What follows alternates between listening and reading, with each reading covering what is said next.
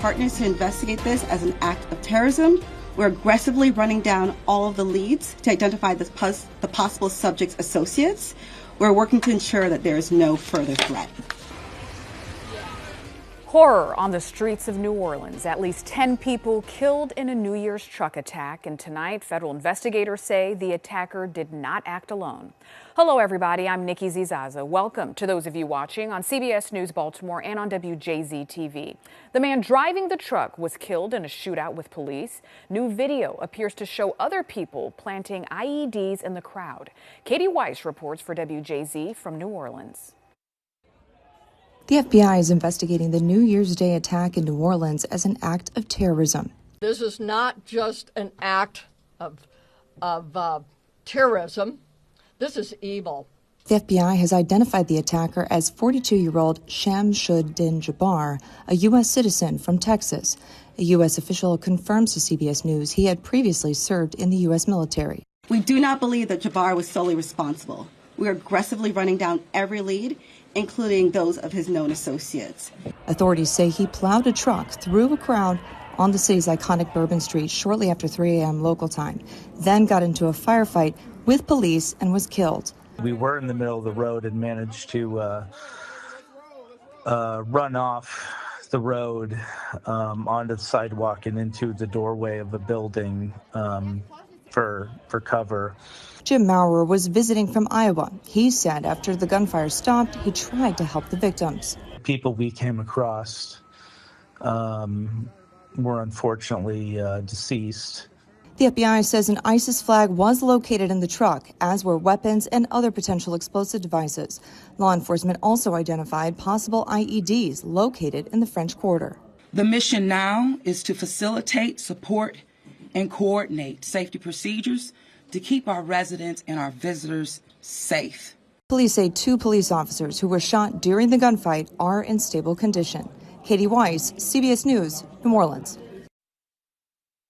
Maryland law enforcement agencies are monitoring the situation in New Orleans. They have security plans in place for special events like last night's New Year celebrations. And tonight, we're speaking to former Baltimore Police Commissioner and former New Orleans Police Chief Michael Harrison.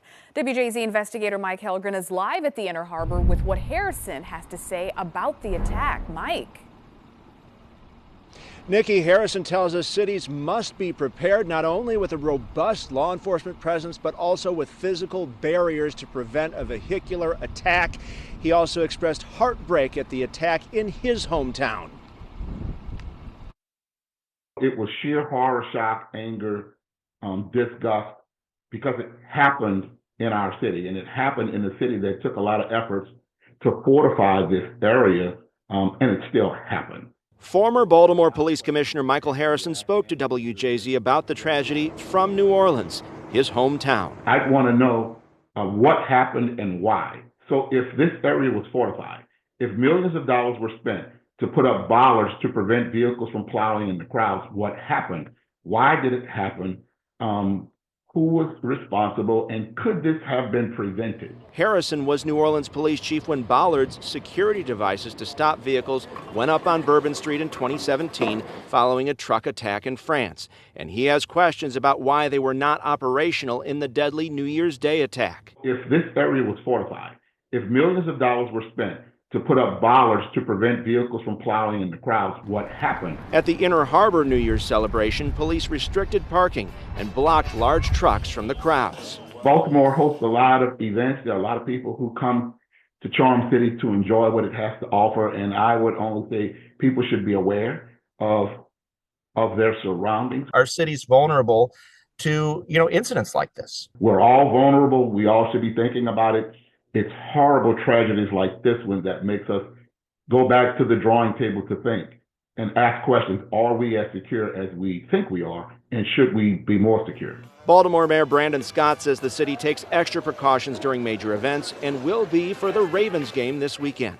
last night, as you know, with the fireworks. We had a deployment there. We'll be having a big deployment as the Ravens go out to clinch the AFC North on Saturday. We're always prepared, and the BPD and our law enforcement partners are always talking about any threats and things like that, and we'll just adjust accordingly. For Harrison, the New Orleans tragedy is personal, and he's reached out to the police chief to offer any support. Now the trauma that they have to deal with their injuries and the loss of their loved ones, and the trauma that we as New Orleanians have to deal with, knowing that an act of terrorism happened in our city, is something we all have to grapple and deal with for days, weeks, months, and maybe years to come. Now, Baltimore County Police tell us they have action plans in place for all special events. In Harford County, they say they're watching what's happening in New Orleans very closely to see if they need to evaluate and make any changes to their security posture. We're live in your corner at the Inner Harbor. Mike Helgren, WJZ. All right, Mike, thank you.